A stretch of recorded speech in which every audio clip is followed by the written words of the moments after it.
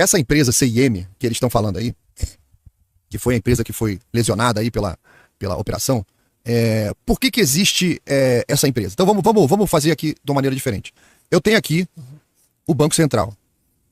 O Banco Central coordena aqui o Sistema Financeiro Nacional Brasileiro, tá? Eu tenho aqui no ecossistema do Sistema Financeiro Nacional Brasileiro, eu tenho aqui, ó, o Itaú, eu tenho Bradesco, eu tenho aqui, um exemplo, o C6, vários bancos que estão aqui no Sistema Financeiro Nacional. Beleza. Esses bancos estão todos conectados direto ao Banco Central. Todos eles estão conectados direto ao Banco Central.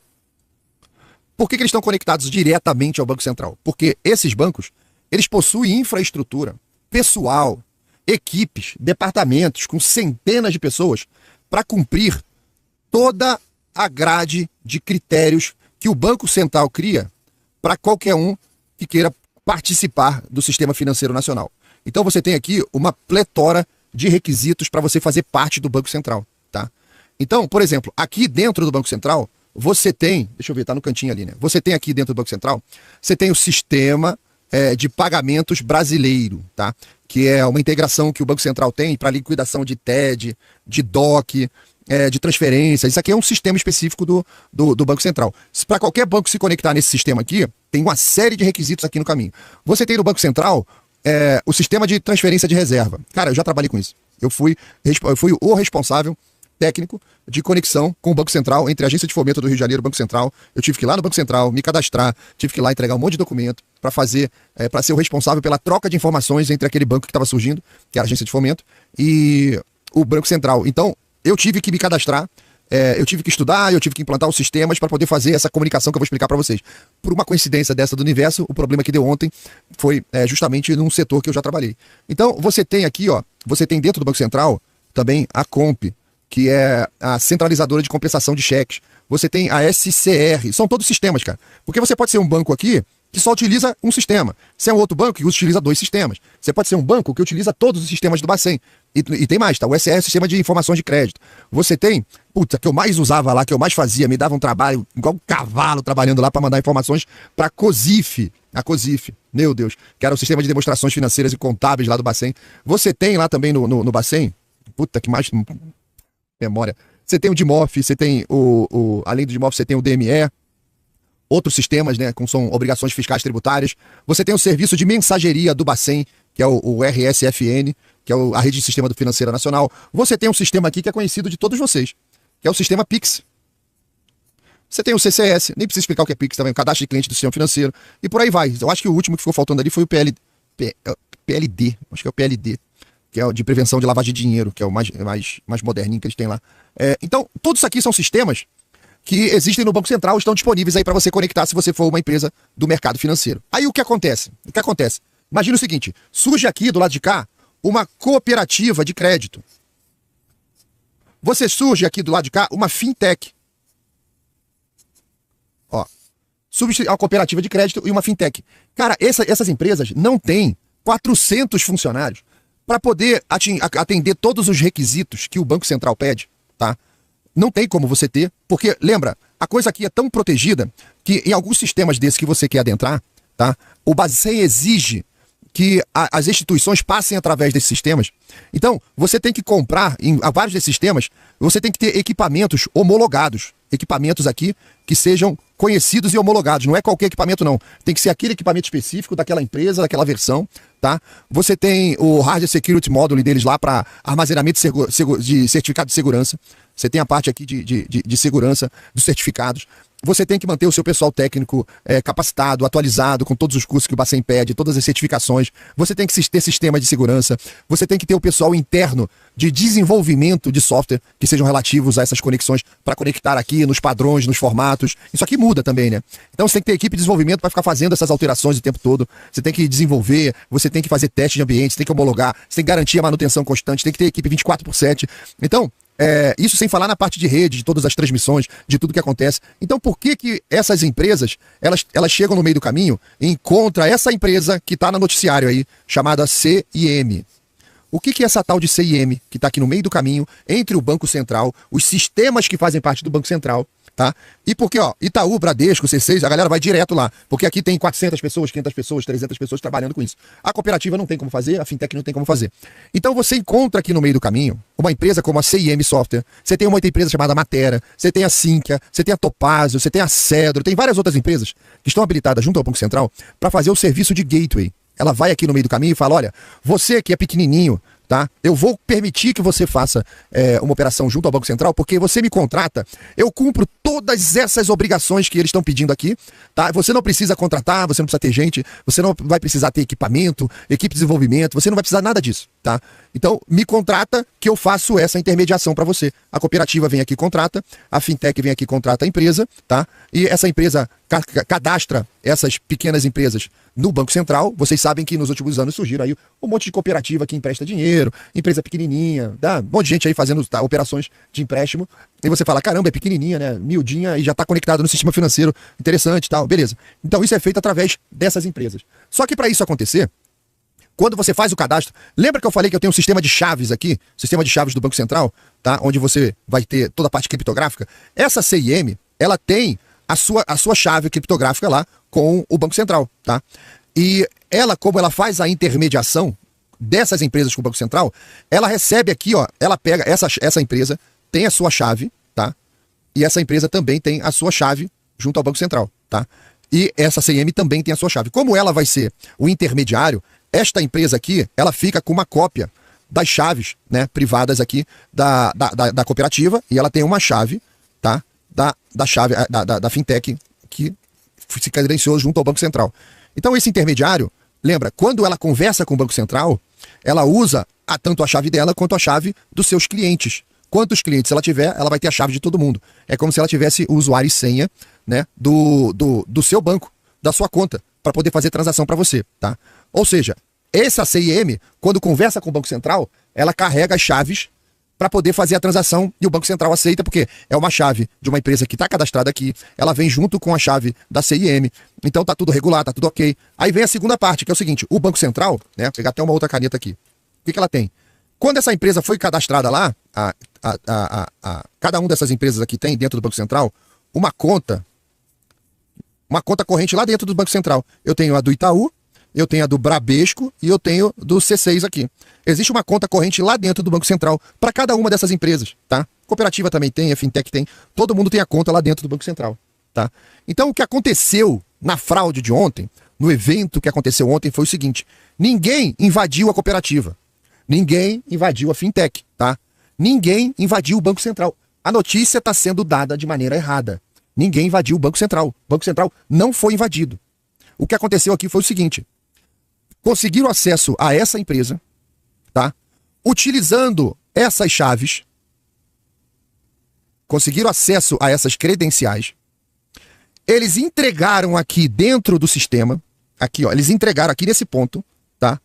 Um pacote, um embrulho legítimo, onde nessa operação você tinha as informações legítimas, tá?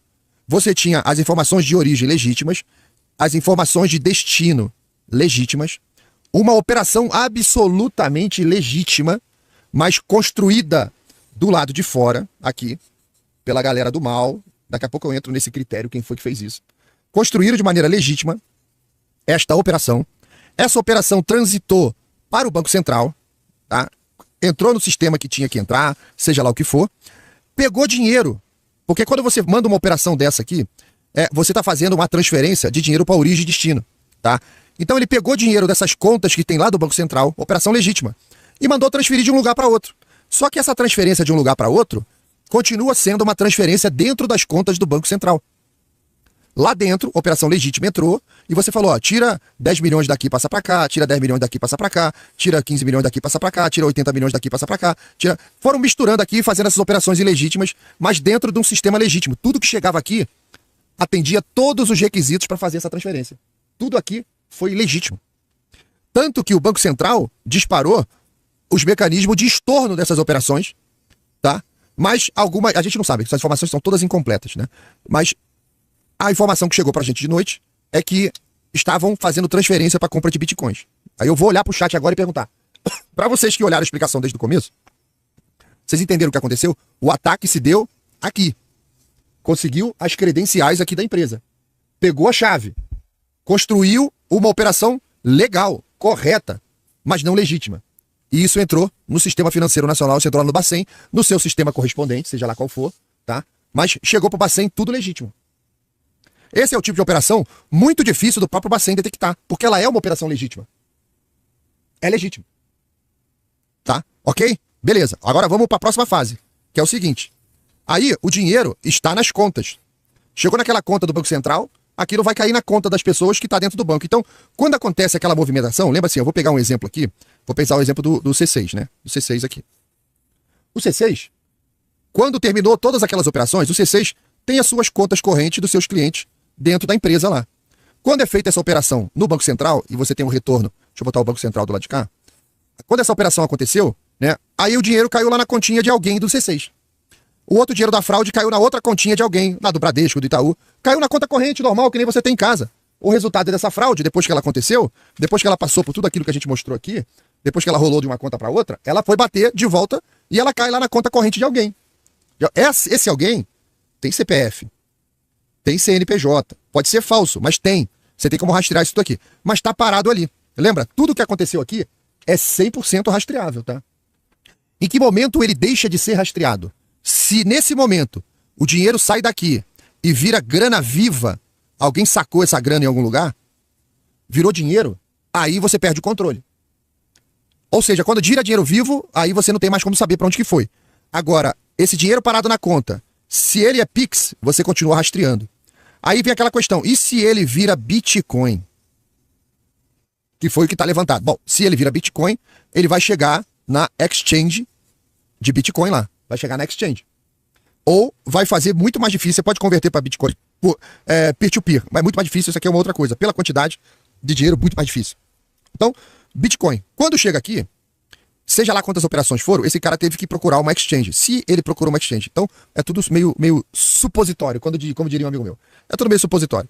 Então, para converter isso para Bitcoin, ele tem que entrar com uma exchange. A exchange é uma empresa estabelecida no Brasil, com CNPJ, regulada pelo Banco Central, mandando informação para o Banco Central. Tá? Você que preencheu o imposto de renda esse ano, você que tem Bitcoin, você que tem criptomoeda, a exchange mandou essa informação para o Banco Central automaticamente. Você abre a sua declaração de imposto de renda, já tinha lá. A declaração preenchida já tinha todas as suas criptomoedas. Isso aqui conversa o tempo todo. Isso aqui é altamente vigiado. Vou falar um negócio para vocês. A impressão que eu tenho às vezes é que isso aqui é mais vigiado do que isso aqui, tá? Isso aqui parece que é mais vigiado do que isso aqui. Ok, beleza. Então quando o cara chegou aqui, um cara chega lá querendo abrir uma conta, ou já tendo uma conta, ele tem que fazer uma transferência entre a conta da exchange e a conta do ladrão. Só que a exchange tem uma conta no Bradesco. Exemplo. Tá lá a conta da exchange, tá lá. Quando o cara vai transferir o dinheiro do roubo para comprar o Bitcoin, na verdade ele tá fazendo uma transferência da conta da onde foi o produto do roubo para a conta do Bradesco. Chegando na conta do Bradesco, cara, ainda aqui tá tudo monitorado. Todas as etapas para ele fugir com o dinheiro ainda tá monitorado. Se sacou, ainda tá, ó, esse aqui foi embora. Se esse dinheiro foi sacado, foi embora. Você só sabe o CPF. Você vai encontrar a filmagem do cara sacando no caixa eletrônico. Você vai ficar preso nisso aqui, foi embora. Mas isso aqui é restrito. O cara vai sacar, ainda mais que foi de madrugada, só pode sacar R$1.000 numa conta, R$2.000 na outra. Tem uma série de restrições para saque de grande volume de dinheiro, né? Então você não consegue levar muito dinheiro daqui. Quando chega no Bitcoin, esse cara transfere 10 milhões para a conta do Bradesco, ele transfere e avisa para a exchange, ó, mandei 10 milhões para você aí. A exchange não transforma isso automaticamente em Bitcoin. Ela imediatamente ela fala assim, como é que é? Você botou 10 milhões aqui? Como assim? Isso é uma operação atípica, que dispara uma porrada de alerta, né, nessa galera que tá ultra vigiada, né? Outra coisa que não se fala, esta galera das exchanges, meus queridos, só tem cobra criada. Esses caras já passaram por todos os tipos de tentativa de fraude humana. Galera do BC e a galera da exchange. Aqui só tem monstro. Os caras, tudo cobra criada. Então o neguinho vem com um negócio desse maroto, os caras já acendeu a luz de alerta. Esse cara fala com outro exchange, ó, comportamento atípico aqui. Lembra que eu falei para vocês que tem um sistema de comunicação do Banco Central? Existe um sistema, sabia? Tem o sistema de monitoramento de prevenção de lavagem de dinheiro, o PLD, tem. Tem o sistema de clientes e transações, que é o cadastro de sistema financeiro. Você tem todo o sistema de mensageria do Bacen, que é o RSFN, que é para comunicação, cara. Toda instituição autorizada precisa estar conectada nesse sistema para se comunicar com o Bacen. Essa rede não é alguém que telefona pro Bacen e fala, oi, alô, tem alguém aí? Chama o José, fala pra ele que tem um negócio esquisito aqui. Não, cara, isso é feito eletronicamente. eletronicamente, já dispara o alerta, já tem todos os protocolos de alerta de operações atípicas. Já dispara um monte de alerta. Eles se comunicam com outra exchange, as outras exchanges vão monitorando. Opa, coisa atípica aqui também. Opa, todo mundo vai se falando. Por que as exchanges se falam? Porque elas têm toda a preocupação que o ecossistema de criptomoeda se torne um negócio confiável e um negócio saudável. Eles têm todo o interesse nisso. Então, esse sistema aqui é mais ágil do que esse sistema aqui. Esse sistema aqui, eu juro pra você, tem mais gente olhando o que acontece aqui do que aqui. E até porque esse sistema de exchange aqui embaixo, essa conexão que eu tô falando com vocês é mundial, tá? Se o cara tenta fazer essa compra de Bitcoin lá na Coreia do Sul, lá nos Estados Unidos, no Canadá, cara, todo mundo se fala, todo mundo se protege. Várias situações já aconteceram na história humana do pessoal começar a rastrear. Pode ser que em algum ponto do planeta o cara consiga fechar a operação com a exchange e a exchange do lado de cá deposita um dinheiro na carteira do cara. Já tem um Bitcoin lá na carteira do cara, entrou um dinheiro na carteira Bitcoin do cara. Só que esta operação, aí é pior ainda, porque quando esse dinheiro se transforma em Bitcoin, esta operação de transferência e essa carteira, todos dois são informações absolutamente públicas, tá no mempool aí, tá em um monte de lugar, você consegue saber a origem e destino, você vê lá, ó, saiu da carteira da exchange tal, entrou nessa carteira aqui. Não sei quem é o dono dessa carteira, mas aí, cara, o planeta começa a olhar essa carteira aqui. Nesse tipo de assunto, né? Ou por curiosidade, especialistas em segurança, o pessoal do Bracem, Banco Central, do Banco, do Bradesco, do Itaú, da Caixa Econômica, todo mundo tá conectado, começa a olhar essa carteira desse cara aqui. Onde é que tá essa carteira? Cara, essa carteira tá, sei lá, no Japão. Essa carteira tá na Ucrânia. Essa carteira tá nos Estados Unidos. Essa carteira tá ali em Madureira. Tá todo mundo olhando aquela carteira ali. Você não tem a informação de quem é o proprietário. Mesmo assim, o pessoal rastreia todas as outras operações daquela carteira. Em algum momento aqui, você fala assim, olha, teve uma troca de Bitcoin dessa carteira e o cara comprou uma passagem de avião. Aí você vai lá na empresa e fala, opa, quem comprou essa passagem? Então, se essa carteira tiver um histórico de operações, o pessoal volta em todo o histórico de operações para saber em que momento aquilo saiu do mundo digital e virou alguma coisa no mundo físico. Em resumo de tudo isso que eu estou contando para vocês, como que aconteceu?